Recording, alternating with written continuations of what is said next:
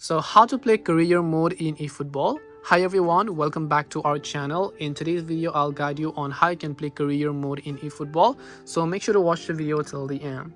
Now, unfortunately, whether it is eFootball mobile version or whether it is the eFootball console version that you're playing, Konami has removed Master League, which used to be referred as career mode. Now, until previous PS 2021, we had the Master League where we could play World Cup, Champions League, Premier League, or any of the other league as long as we had the license to it.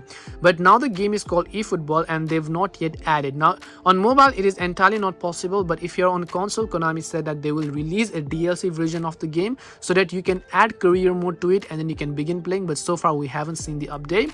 But for mobile users, unfortunately, things have always been very limited. You will not be able to play La Liga, Premier League, League One, or whatever else you have, not even Champions League.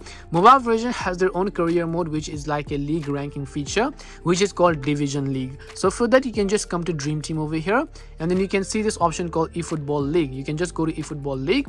The higher you are at the eFootball League means the higher championship you are. Currently, I'm at Division 5. I don't really play much. If you in case happen to reach to Division 3, 2, 1, then that is your achievement like the career mode on a mobile. But we do not have the Champions League and so on. But hopefully for the console version as well, they are planning to add a DLC, and hopefully they will also bring that to the mobile version. But currently, it is not an offline game. Developers cannot patch it, modders cannot patch it. That is why we will not be able to play career mode. Hope this video helped you understand a question. If you have got any more questions, feel free to comment down below. Thank you for watching till the end and see you soon in the next video.